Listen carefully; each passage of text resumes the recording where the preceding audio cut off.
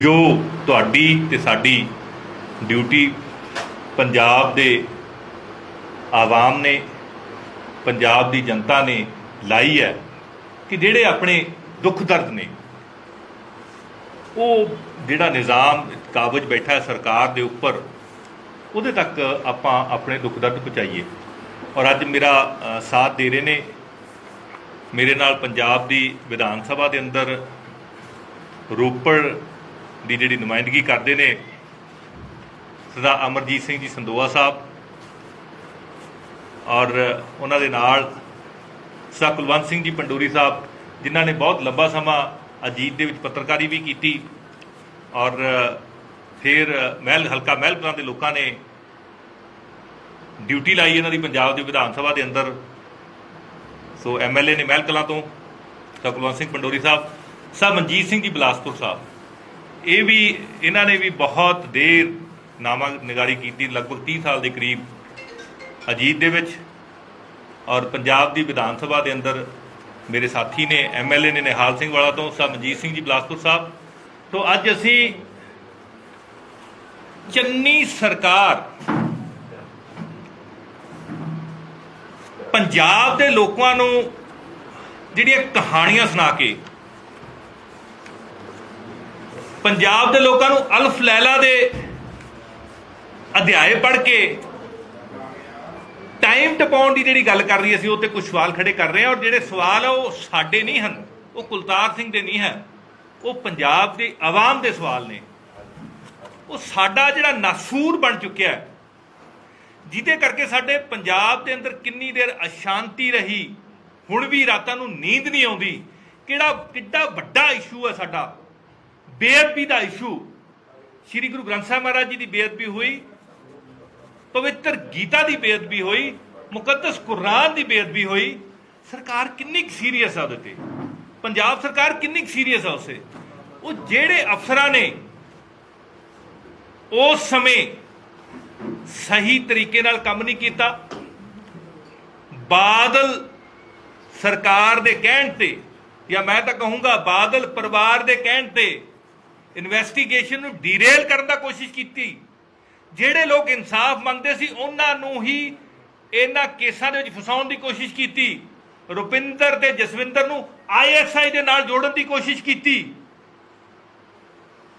ਅਗਰ ਹੁਣ ਦੇ DGP ਸਾਹਿਬ ਉਦੋਂ ਆਪਦਾ ਕੰਮ ਸਹੀ ਤਰੀਕੇ ਨਾਲ ਕਰਦੇ ਤਾਂ ਨਾ ਇੰਨਾ ਡਿਲੇ ਹੋਣਾ ਸੀ ਤੇ ਹੁਣ ਤਾਈਂ ਅੰਜਾਮ ਤੇ ਵੀ ਪਹੁੰਚ ਜਾਣਾ ਸੀ। ਔਰ ਜਿਹੜੇ ਅਫਸਰ ਪੋਲੀਟੀਕਲ ਲੋਕਾਂ ਦੇ ਹੱਥ ਠੋਕੇ ਬਣ ਕੇ ਕੰਮ ਕਰਦੇ ਰਹੇ ਆ, ਤੁਸੀਂ ਉਹਨਾਂ ਨੂੰ ਫੇਰ DGP ਲਾਉਣੇ ਹੋ, ਇਹ ਕਿੰਨਾ ਕੁ ਤਰਕਸੰਗਤ ਹੈ। ਉਸ ਤੋਂ ਬਾਅਦ ਸਰਕਾਰ ਦੇ ਬਣੇ ਹੋਏ ਕੇਸ ਨੂੰ ਡਿਫੈਂਡ ਕਰਨਾ ਹੈ ਐਡਵੋਕੇਟ ਜਨਰਲ ਨੇ, ਔਰ ਇਹ ਉਹ ਐਡਵੋਕੇਟ ਜਨਰਲ ਪੰਜਾਬ ਸਰਕਾਰ ਨੇ ਲਾਏ ਹੋਏ ਨੇ ਜਿਨ੍ਹਾਂ ਨੇ ਸਭ ਤੋਂ ਇੰਪੋਰਟੈਂਟ ਕੇਸ ਨੇ ਇਹ ਸਾਡੇ, ਭਾਵੇਂ ਬੇਅਦਬੀ ਦਾ ਕੇਸ ਹੋਵੇ, ਭਾਵੇਂ ਬਹਿਬਲ ਕਲਾ ਗੋਲੀ ਕਾਂਡ ਦਾ ਕੇਸ ਹੋ, ਜਿੱਥੇ ਸ਼ਹੀਦ ਗੁਰਜੀਤ ਸਿੰਘ ਕ੍ਰਿਸ਼ਨ ਭਗਵਾਨ ਸਿੰਘ ਸ਼ਹੀਦ ਹੋਏ ਨੇ, ਜਿੱਥੇ ਸੰਗਤ ਨੂੰ ਹੀ ਫੇਰ ਫਸਾਉਣ ਦੀ ਕੋਸ਼ਿਸ਼ ਕੀਤੀ ਗਈ, ਜਿੱਥੇ ਦੁਆਰਾ ਫਾਲਸ ਐਵੀਡੈਂਸ ਕ੍ਰੀਏਟ ਕੀਤੇ ਗਏ ਕੋਟਕਪੂਰਾ ਗੋਲੀ ਕਾਂਡ ਦੇ ਵੱਲ ਲਈ। ਔਰ ਉਹਨਾਂ ਫਾਲਸ ਐਵੀਡੈਂਸ ਕ੍ਰੀਏਟ ਕਰਨ ਵਾਲੇ ਅਫਸਰਾਂ ਨੂੰ, ਸੁਮੇਧ ਸੈਣੀ ਐਂਡ ਕੰਪਨੀ ਨੂੰ ਪ੍ਰੋਪਰਲੀ ਡਿਫੈਂਡ ਕੀਤਾ, ਜਿਨ੍ਹਾਂ ਨੇ ਸਰਕਾਰ ਦੇ ਪੱਖ ਨੂੰ ਕਮਜ਼ੋਰ ਕੀਤਾ। ਉੱਥੇ ਪਤਾ ਨਹੀਂ ਕਿਸ ਤਰ੍ਹਾਂ ਦੀ ਮੈਨੇਜਮੈਂਟ ਇਹਨਾਂ ਨੇ ਕੀਤੀ ਹੋਏਗੀ, ਔਰ ਉਹਨਾਂ ਨੂੰ ਤੁਸੀਂ ਐਡਵੋਕੇਟ ਜਨਰਲ ਲਾਤਾ। ਸੋ ਇਸ ਤੋਂ ਸਾਡਾ ਦਿਲ ਟੁੱਟਿਆ। ਸਾਨੂੰ ਨਹੀਂ ਲੱਗਦਾ ਕਿ ਪੰਜਾਬ ਸਰਕਾਰ ਬੇਅਦਬੀ ਦੇ ਕੋਈ ਹੱਲ ਤੇ ਪਹੁੰਚਣ ਦੀ ਕੋਸ਼ਿਸ਼ ਕਰ ਰਹੀ ਹੈ। ਨਹੀਂ ਤਾਂ 50 ਲੱਖ ਰੁਪਈਆ ਜਿਹੜਾ ਸ਼ਖਸ ਦੇ ਖਾਤੇ 'ਚ ਆਇਆ ਸੀ ਉਹਦੀ ਮਨੀ ਟ੍ਰੇਲ ਹੀ ਕੱਢ ਲੈਂਦੇ, ਕਿਉਂਕਿ ਉਸ ਸ਼ਖਸ ਨੇ ਸਾਡੇ ਸ਼੍ਰੀ ਨਰੇਸ਼ ਯਾਦਵ ਜਿਹੜੇ ਆਨਰੇਬਲ MLA ਨੇ ਦਿੱਲੀ ਦੇ, ਉਹਨਾਂ ਤੇ ਕੁਰਾਨ ਸ਼ਰੀਫ ਦੀ ਬੇਅਦਬੀ ਕਰਨ ਦਾ ਝੂਠਾ ਇਲਜ਼ਾਮ ਲਾਇਆ ਸੀ। ਇਹ ਸਰਕਾਰ ਬਿਲਕੁਲ ਸਹਿਮਤ ਨਹੀਂ, ਨਾ ਬਿਲਕੁਲ ਸੀਰੀਅਸ ਨਹੀਂ ਹੈ, ਨਾ ਤਾਂ ਹੁਣ ਵਾਲੀ ਸਰਕਾਰ ਤੇ ਨਾ ਹੀ ਬਾਦਲ ਸਰਕਾਰ। ਸਾਨੂੰ ਤਾਂ ਇਹ ਲੱਗਦਾ ਵੀ ਹਜੇ ਤੱਕ ਵੀ ਬਾਦਲਾਂ ਦੀ ਸਰਕਾਰ ਹੀ ਚੱਲ ਰਹੀ ਹੈ, ਕਿਉਂਕਿ ਉਹਨਾਂ ਦੇ ਕੀਤੇ ਹੋਏ ਕਾਲੇ ਕਾਰਨਾਮਿਆਂ ਤੇ ਕੋਈ ਐਕਸ਼ਨ ਹੀ ਨਹੀਂ ਲੈ ਰਹੇ। ਨੰਬਰ 2, ਸਾਡਾ ਸਭ ਤੋਂ ਵੱਡਾ ਇਸ਼ੂ ਬੇਰੁਜ਼ਗਾਰੀ ਹੈ ਪੰਜਾਬ ਦਾ। ਔਰ ਪੰਜਾਬ ਸਰਕਾਰ, ਕਾਂਗਰਸ ਸਰਕਾਰ ਤਾਂ ਵਾਅਦਾ ਕਰਕੇ ਆਈ ਸੀ ਘਰ ਘਰ ਨੌਕਰੀ ਦੇਣ ਦਾ। 4.5 ਸਾਲ ਚੰਨੀ ਸਾਹਿਬ, ਤੁਸੀਂ ਤੁਹਾਡੀ ਸਰਕਾਰ ਰਹੀ ਕਾਂਗਰਸ ਦੀ, 4.5 ਸਾਲ ਕੀ ਤੁਸੀਂ ਇਸ ਬਾਰੇ ਘਰ ਘਰ ਨੌਕਰੀ ਦੇਣ ਵਾਸਤੇ ਕੰਮ ਕੀਤਾ? ਉਹਦੇ ਵਾਸਤੇ ਕਦੋਂ ਤੁਸੀਂ ਵਾਈਟ ਪੇਪਰ ਜਾਰੀ ਕਰੋਗੇ ਕਿ ਕਿੰਨੇ ਸਾਡੇ ਬੇਰੁਜ਼ਗਾਰ ਹੋਰ ਹੋ ਗਏ ਨੇ, ਕਿੰਨੇ ਰੁਜ਼ਗਾਰ ਬੰਦ ਹੋ ਗਏ ਨੇ? ਤੇ ਫਿਰ ਤੁਸੀਂ ਬੇਰੁਜ਼ਗਾਰੀ ਭੱਤਾ ਦੇਣ ਦੀ ਗੱਲ ਵੀ ਕੀਤੀ ਸੀ। ਕਿੱਥੇ ਆ ਉਹ 2500 ਰੁਪਏ ਬੇਰੁਜ਼ਗਾਰੀ ਭੱਤਾ? ਤੁਸੀਂ ਕਿਉਂ ਨਹੀਂ ਉਹਦੀ ਗੱਲ ਕਰਦੇ? ਸਾਨੂੰ ਉਹਦਾ ਕੋਈ ਬਲੂਪ੍ਰਿੰਟ ਹੀ ਦਿਖਾ ਦਿਓ, ਕਿਉਂਕਿ ਬੇਰੁਜ਼ਗਾਰੀ ਅੱਜ ਇੰਨੀ ਮਤਲਬ ਬਹੁਤ ਜ਼ਿਆਦਾ ਵਿਕਰਾਲ ਹੋ ਗਿਆ ਇਹ ਬੇਰੁਜ਼ਗਾਰੀ ਦਾ ਜਿਹੜਾ ਸੀਨ ਹੈ ਪੰਜਾਬ ਦੇ ਵਿੱਚ। ਔਰ ਕੋਵਿਡ ਤੋਂ ਬਾਅਦ ਤਾਂ ਬਹੁਤ ਜ਼ਿਆਦਾ ਬੇਰੁਜ਼ਗਾਰ ਹੋ ਗਿਆ। ਉਹ ਸਾਡੇ ਬੱਚੇ ਜਿਨ੍ਹਾਂ ਨੇ ਜਾਨ ਤਲੀ ਤੇ ਧਰ ਕੇ ਕੋਵਿਡ ਦੇ ਮਰੀਜ਼ਾਂ ਦੀ ਸੇਵਾ ਕੀਤੀ ਸੀ, ਸਾਲ 2-2 ਸਾਲ ਉਹਨਾਂ ਤੋਂ ਕੰਮ ਕਰਵਾ ਕੇ ਤੁਸੀਂ ਹੁਣ ਉਹਨਾਂ ਨੂੰ ਨੌਕਰੀਆਂ ਕੱਢਤਾ। ਕੀ ਇਹ ਤੁਹਾਡਾ, ਔਰ ਉਹ ਧਰਨੇ ਤੇ ਬੈਠੇ ਫਰੀਦਕੋਟ ਮੈਡੀਕਲ ਕਾਲਜ ਦੇ ਵਿੱਚ, ਕੀ ਇਹ ਤੁਹਾਡਾ ਮਾਡਲ ਘਰ ਘਰ ਰੋਜ਼ਗਾਰ ਦੇਣ ਦਾ ਮਾਡਲ ਇਹ? ਸੋ ਮੈਂ ਚੰਨੀ ਸਾਹਿਬ ਨੂੰ ਕਹਿੰਦਾ ਇਸ ਤੇ ਵਾਈਟ ਪੇਪਰ ਮੈਂ ਮੰਗ ਕਰਦਾ ਚੰਨੀ ਸਾਹਿਬ ਤੋਂ, ਆਨਰੇਬਲ ਸੀਐਮ ਨੇ ਸਾਡੇ, ਉਹ ਇਸ ਤੇ ਵੀ ਵਾਈਟ ਪੇਪਰ ਜਾਰੀ ਕਰਨ। ਮਾਫੀਆ ਰਾਜ ਬਾਰੇ ਪੰਜਾਬ ਸਰਕਾਰ ਕੀ ਕਦਮ ਚੱਕ ਰਹੀ ਹੈ, ਚੰਨੀ ਸਰਕਾਰ ਕੀ ਕਦਮ ਚੱਕ ਰਹੀ ਹੈ? ਸ਼ਰਾਬ ਮਾਫੀਆ ਇੱਕ ਐਸਾ ਮਾਫੀਆ ਜਿਹਨੇ ਕਮਾਈ ਕੀਤੀ ਹੈ ਜਦੋਂ ਲੋਕ ਭੁੱਖੇ ਮਰ ਰਹੇ ਸੀ। ਕਿੱਥੇ ਹੈ ਤੁਹਾਡਾ ਇਲੈਕਸ਼ਨ ਮੈਨੀਫੈਸਟੋ ਦੇ ਵਿੱਚ ਕੀਤਾ ਹੋਇਆ ਵਾਅਦਾ ਕਿ ਅਸੀਂ ਸਰਕਾਰੀ ਕਾਰਪੋਰੇਸ਼ਨ ਬਣਾਵਾਂਗੇ? ਕਿੱਥੇ ਹੈ ਰੇਤ ਮਾਫੀਆ? ਜਿਸ ਦਿਨ ਸਰਕਾਰ ਬਦਲੀ ਹੈ ਪੰਜਾਬ ਦੇ ਵਿੱਚ, ਜਾਂ ਤਾਂ 17 ਵੇਲੇ ਜਦੋਂ ਸਰਕਾਰ ਬਦਲੀ ਸੀ ਉਦੋਂ ਰਾਤ ਨੂੰ ਬੰਦ ਹੋਏ ਸੀ ਟਿੱਪਰ ਚੱਲਣੇ ਬਾਦਲਾਂ ਦੀਆਂ ਬੱਸਾਂ, ਤੇ ਜਾਂ ਜਿਸ ਦਿਨ ਚੰਨੀ ਸਰਕਾਰ ਨੇ ਸਹੁੰ ਲੈਣੀ ਸੀ ਉਸ ਦਿਨ ਬੰਦ ਹੋਏ ਸੀ। ਲੇਕਿਨ ਉਸ ਤੋਂ ਬਾਅਦ ਹੋਰ ਜ਼ੋਰ ਸ਼ੋਰ ਨਾਲ ਚੱਲ ਪਿਆ ਰੇਤ ਮਾਫੀਆ, ਤੁਹਾਡਾ ਹੋਰ ਜ਼ੋਰ ਸ਼ੋਰ ਨਾਲ ਚੱਲ ਰਿਹਾ, ਔਰ ਰੇਤਾ ਪਹਿਲਾਂ ਨਾਲੋਂ ਵੀ ਮਹਿੰਗਾ ਹੋ ਗਿਆ।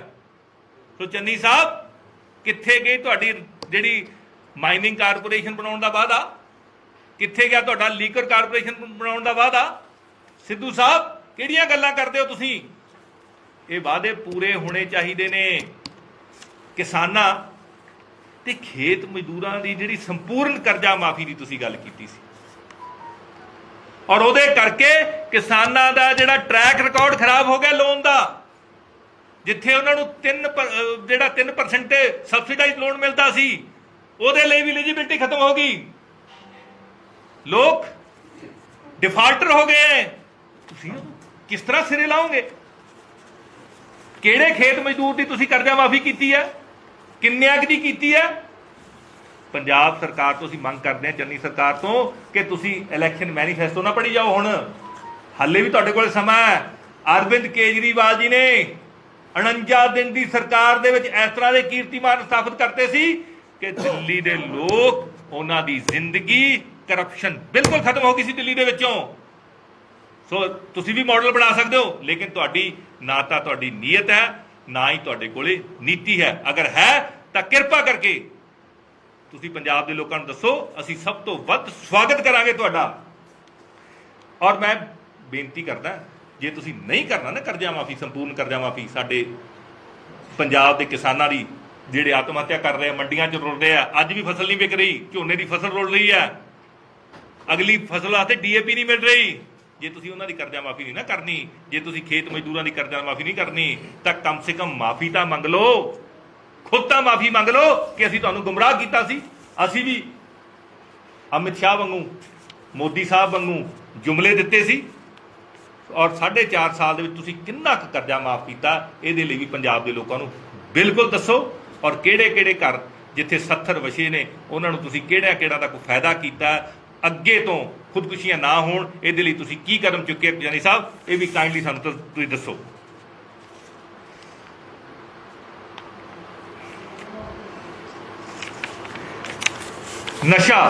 ਨਸ਼ਾ ਘਰ ਘਰ ਵੜ ਗਿਆ। ਅੱਜ ਹਾਲਾਤ ਇਹ ਨੇ, ਮਾਵਾਂ ਆਪਦੇ ਬੱਚਿਆਂ ਤੋਂ ਆਪਦੇ ਕੰਨ ਬਚਾਉਂਦੀਆਂ। ਮਾਵਾਂ, ਮੈਨੂੰ ਮਿਲ ਕੇ ਕਈ ਮਾਵਾਂ ਨੇ ਕਿਹਾ, ਪਿਓ ਤਾਂ ਹਜੇ ਸਖਤ ਹੋ ਜਾਂਦਾ, ਮਾਂ ਜੇ ਉਹਦਾ ਬੱਚਾ ਡਾਕੂ ਵੀ ਹੋਵੇ ਨਾ ਤਾਂ ਵੀ ਕੋਈ ਸਖਤੀ ਨਹੀਂ ਕਰਦੀ। ਲੇਕਿਨ ਅੱਜ ਹਾਲਾਤ ਇਹ ਹੈ, ਮਾਵਾਂ ਇਹ ਕਹਿੰਦੀਆਂ ਸਾਨੂੰ ਸਾਡੇ ਬੱਚਿਆਂ ਤੋਂ ਬਚਾ ਲਓ। ਮਾਵਾਂ ਇਹ ਕਹਿੰਦੀਆਂ ਸਾਡੇ ਬੱਚਿਆਂ ਨੂੰ ਤੁਸੀਂ ਜੇਲ੍ਹ ਭੇਜ ਦਿਓ। ਮਾਵਾਂ ਇਹ ਕਹਿੰਦੀਆਂ ਆ ਚਿੱਟੇ ਦੀ ਜਿਹੜੀ ਬਿਮਾਰੀ ਲੱਗੀ ਹੈ ਇਹਨੂੰ ਦੂਰ ਕਰੋ। ਔਰ ਤੁਸੀਂ ਹੱਲ ਕੀ ਕਰ ਰਹੇ ਹੋ ਇਹਦਾ? ਤੁਸੀਂ ਜਿਹੜੇ ਅਮਲੀ ਨੇ ਵਿਚਾਰੇ, ਜਿਹੜੇ ਮਰੀਜ਼ ਨੇ, ਉਹ ਮਰੀਜ਼ ਹੈ। ਜਿਹਨਾਂ ਲੋਕਾਂ ਨੂੰ ਤੁਹਾਡੇ ਵਰਗੇ ਲੋਕਾਂ ਨੇ, ਐਸਟੈਬਲਿਸ਼ ਪੋਲੀਟੀਕਲ ਕਲਾਸ ਨੇ ਇਹ ਬਿਮਾਰੀ ਲਾਤੀ ਹੈ ਚਿੱਟੇ ਦੀ, ਸਿਰਫ ਪੈਸੇ ਦੀ ਖਾਤਰ, ਚੰਦ ਸਿੱਕਿਆਂ ਦੇ ਖਾਤਰ ਤੁਸੀਂ ਉਹਨਾਂ ਨੂੰ ਮਰਨ ਤੇ ਮਜਬੂਰ ਕਰਤਾ। ਤੁਸੀਂ ਉਹਨਾਂ ਦੇ ਪਰਚੇ ਦੇਈ ਜਾਂਦੇ ਹੋ। ਕਰੋੜਾਂ ਦਾ ਘਪਲਾ ਹੋਇਆ, ਜਿਹੜੀ ਉਹ ਤੁਸੀਂ ਗੋਲੀ ਦਿੰਦੇ ਹੋ ਉਹਦੇ ਤੇ ਕੀ ਐਕਸ਼ਨ ਕੀਤਾ ਤੁਸੀਂ? ਤੁਹਾਡਾ ਮੰਤਰੀ ਉਹਦੇ ਵਿੱਚ ਇਨਵੋਲਵ ਸੀ, ਬਲਬੀਰ ਸਿੰਘ ਸਿੱਧੂ, ਉਹਦੇ ਤੇ ਕਿਉਂ ਐਕਸ਼ਨ ਨਹੀਂ ਲਿਆ ਤੁਸੀਂ ਨਸ਼ਾ ਮਾਫੀਆ ਨੂੰ ਖਤਮ ਕਿਉਂ ਨਹੀਂ ਕਰਨਾ ਚਾਹੁੰਦੇ? ਕਿਉਂ ਸਪਲਾਇਰ ਨਹੀਂ ਕੋਈ ਫੜ ਰਹੇ?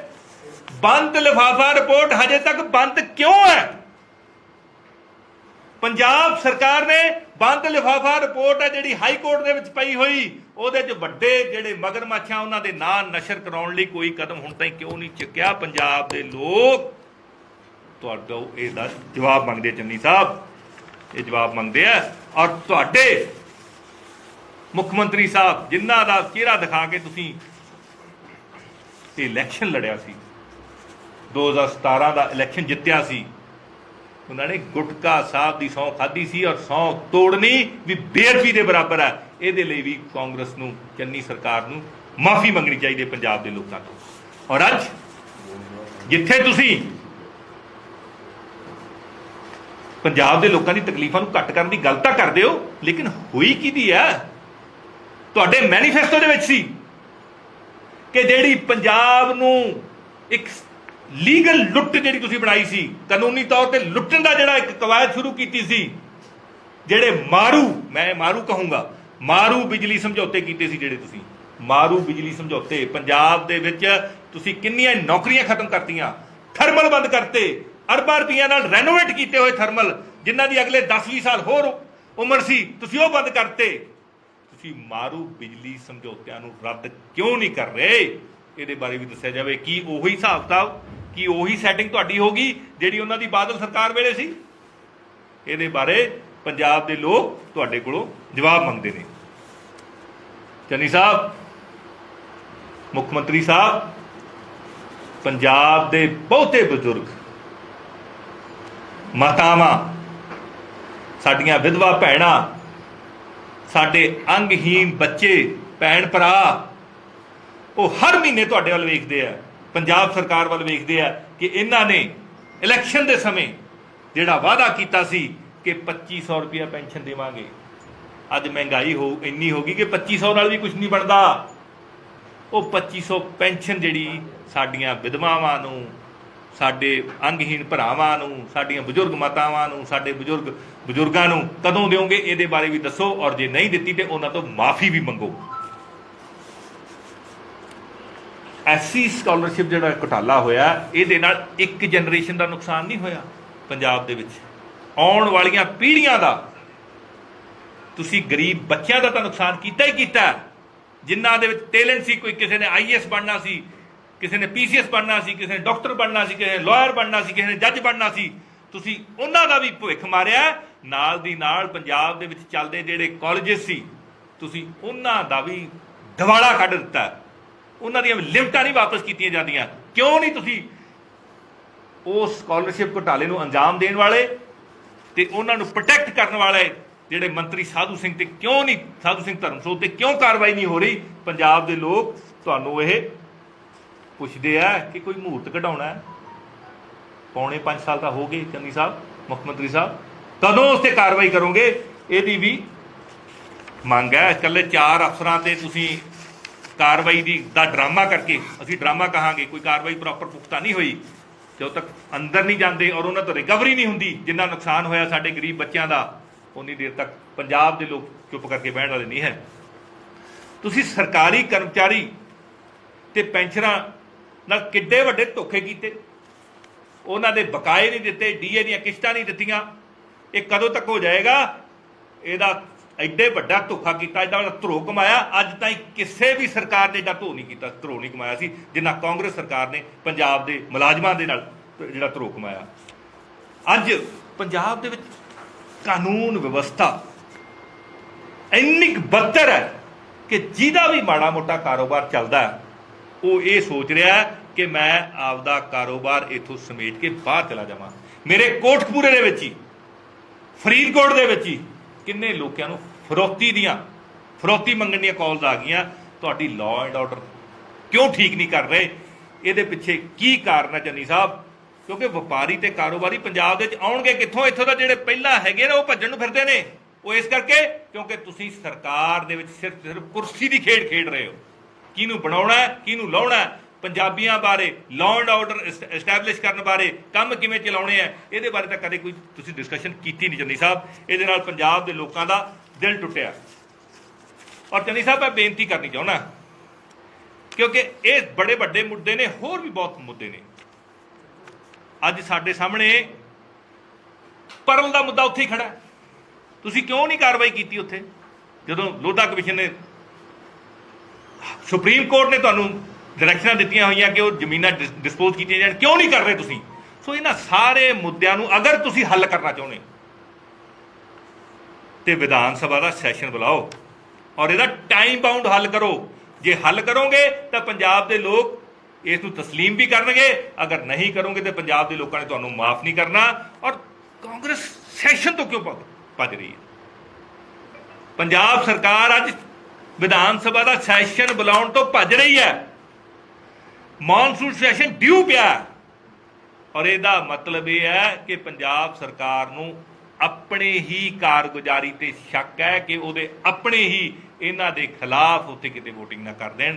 ਸੋ ਪੰਜਾਬ ਸਰਕਾਰ ਨੂੰ ਸਾਰੇ ਕੰਮ ਕਰਾਉਣ ਵਾਸਤੇ ਟਾਈਮ ਬਾਉਂਡ ਸੋਲੂਸ਼ਨ ਦੇਣ ਵਾਸਤੇ ਤੁਰੰਤ ਮੈਂ ਮੰਗ ਕਰਦਾ ਤੁਹਾਡੇ ਰਾਹੀਂ ਕਿ ਤੁਰੰਤ ਪੰਜਾਬ ਦੀ ਵਿਧਾਨ ਸਭਾ ਦਾ ਜਿਹੜਾ ਮੌਨਸੂਨ ਸੈਸ਼ਨ ਡਿਊ ਪਿਆ ਉਹਨੂੰ ਬੁਲਾਇਆ ਜਾਵੇ ਔਰ ਜਿੰਨੇ ਸਾਡੇ ਇਸ਼ੂ ਨੇ ਉਹਨਾਂ ਸਾਰਿਆਂ ਨੂੰ ਹੱਲ ਕਰਨ ਲਈ ਟਾਈਮ ਬਾਉਂਡ ਸਾਨੂੰ ਇੱਕ ਰੂਟ ਮੈਪ ਦੱਸਿਆ ਜਾਵੇ। ਕਾਂਗਰਸ ਕਦੇ 5 ਨੁਕਤੇ, ਕਦੇ 18, ਕਦੇ 13, ਪਰ ਕੁਝ ਤਾਂ ਕਰੋ, ਕਿਉਂਕਿ 2022 ਦੇ ਵਿੱਚ ਤਾਂ ਤੁਸੀਂ ਸੱਤਾ ਤੋਂ ਬਾਹਰ ਹੋ ਜਾਣਾ। ਸੋ ਪਿੰਡਾਂ ਵਿੱਚ ਵੜਦੇ ਰਹਿ ਜਾਓ, ਕੋਈ ਇੱਕ ਅੱਧਾ ਕਿਸੇ ਗਰੀਬ ਦਾ ਜੀਵਨ ਸੌਖਾ ਕਰ ਦਿਓ। ਉਹ ਫਰੀਦਕੋਟ ਮੈਡੀਕਲ ਕਾਲਜ ਦੇ ਜਿਹੜਾ ਕੈਂਸਰ ਦੇ ਮਰੀਜ਼ਾਂ ਦਾ ਬਕਾਇਆ ਪਿਆ ਉਹੀ ਦੇ ਦਿਓ। ਜਿਹੜੇ ਬੱਚਿਆਂ ਦੀਆਂ ਨੌਕਰੀਆਂ ਤੁਸੀਂ ਖੋਲੀਆਂ ਕਰੋਨਾ ਵਾਰੀਅਰ ਦੀਆਂ ਉਹੀ ਦੇ ਦਿਓ। ਕਿਸੇ ਨੂੰ 2500 ਬੇਰੁਜ਼ਗਾਰੀ ਭੱਤਾ ਹੀ ਦੇ ਦਿਓ। ਕਿਸੇ ਨੂੰ ਬਜ਼ੁਰਗ ਮਾਤਾ ਨੂੰ ਪੈਨਸ਼ਨ ਹੀ ਦੇ ਦਿਓ। ਉਹ ਦਵਾਈ ਲੈ ਲੂ। ਤੁਹਾਡੇ ਹਸਪਤਾਲਾਂ ਦੇ ਵਿੱਚ ਦਵਾਈਆਂ ਵੀ ਨਹੀਂ ਮਿਲਦੀਆਂ। ਸੋ ਪੰਜਾਬ ਸਰਕਾਰ ਜੀ ਛੇਤੀ ਤੋਂ ਛੇਤੀ ਵਿਧਾਨ ਸਭਾ ਦਾ ਸੈਸ਼ਨ ਬੁਲਾਓ ਜੀ। ਪਿਛਲੇ ਦਿਨਾਂ ਦੇ ਵਿੱਚ ਜੀ ਇੱਕ ਰਾਜਾ ਵੜਿੰਗ ਵੱਲੋਂ ਵੀ ਚਿੱਠੀ ਲਿਖੀ ਗਈ ਸੀ, ਟਰਾਂਸਪੋਰਟ ਮਾਫੀਆ ਕਹਿੰਦੇ ਦਿੱਲੀ ਦੇ ਵਿੱਚ ਬੁਲਾਇਆ ਜਾ ਰਿਹਾ। ਪੰਜਾਬ ਦੀਆਂ ਬੱਸਾਂ ਨੂੰ ਆਗਿਆ ਨਹੀਂ ਮਿਲ ਰਹੀ ਪਰ ਪ੍ਰਾਈਵੇਟ ਬੱਸਾਂ ਉੱਤੇ ਬਹੁਤ ਚੱਲ ਰਹੀਆਂ।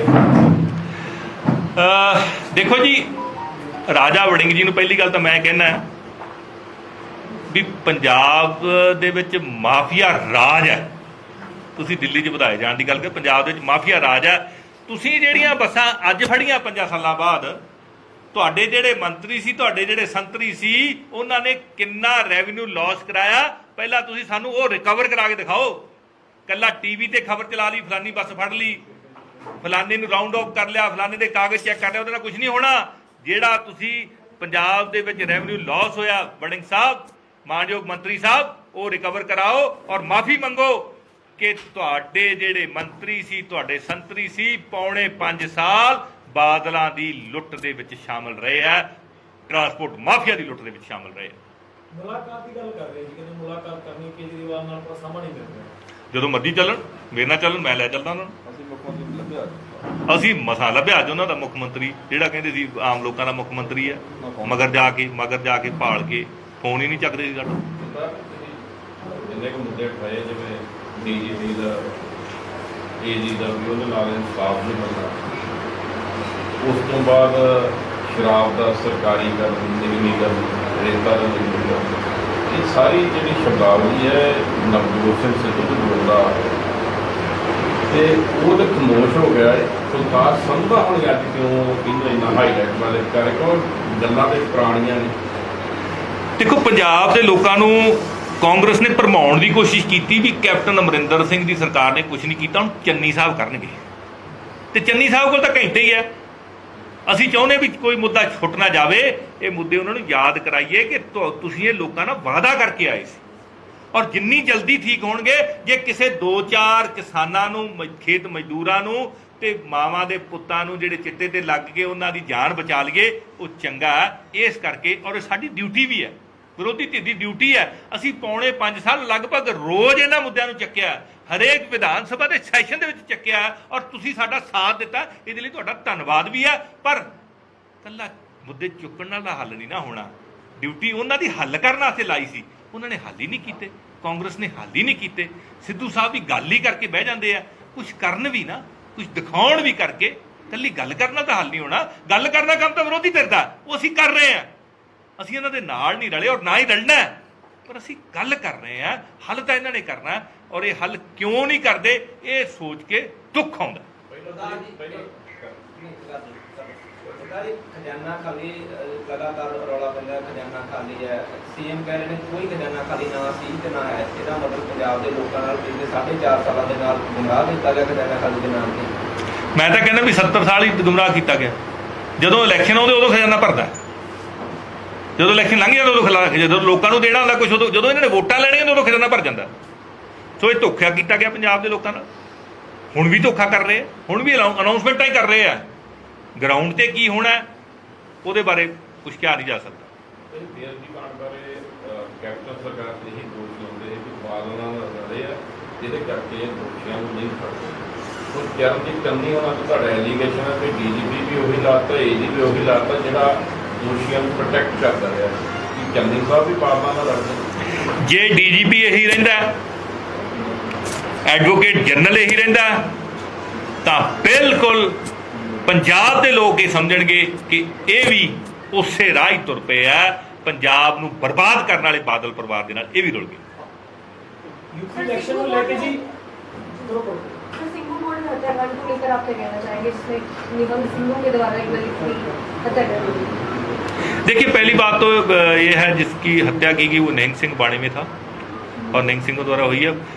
और सिख धर्म में जो जिसको आप दलित बोलते हैं उसको सबके बराबर पेडिस्टल पर बिठाया जाता है।